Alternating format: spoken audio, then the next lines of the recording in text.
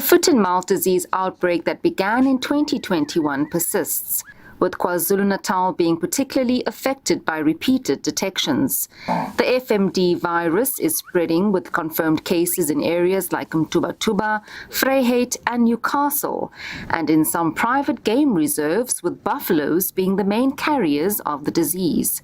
Government says the presence of both SAT1 and SAT2 virus strains are adding to the difficulty of controlling the spread of the disease.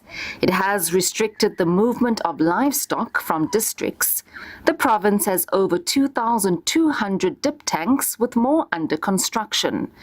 Celimpilo Mchali, a farmer in Mtubatuba, in uMkhanyakude district, says the disease has significantly impacted his business as he is unable to sell his cattle out of the area. The problem that we are experiencing about this foot-and-mouth disease is that our businesses are dropping down almost every day. We are not getting what we used to get. We use this business to feed our families, to send our children to school, but now we are facing difficulties because we are failing to do other things. We want government to build us a deep tank. Mchali has called on government to impose stricter bylaws on neighboring countries importing animals, which he believes is exacerbating the spread of the disease. Neighboring countries like Mozambique and Eswatini are importing livestock like cattle, goats and sheep. The movement of these animals is not controlled.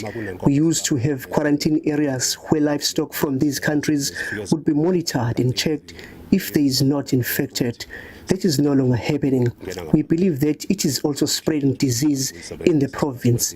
We are calling on government to control movement of animals. Traditional leaders in the area say the dip tanks are 10 kilometers away, forcing farmers to fork out exorbitant amount of monies to purchase expensive chemicals to treat livestock on their own. Our main concern is that it is difficult to access service of the extension of officers. All along, we didn't have a deep tank. They only started to process of building a deep tank last week.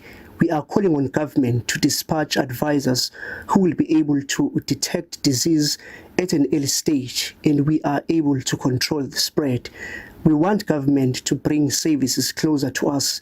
Now the closest deep tank is over 10 kilometers away, so we are forced to buy chemicals for our livestock, and they are expensive. Government says since the rapid spread last year, it has further erected 50 dip tanks in hotspot areas.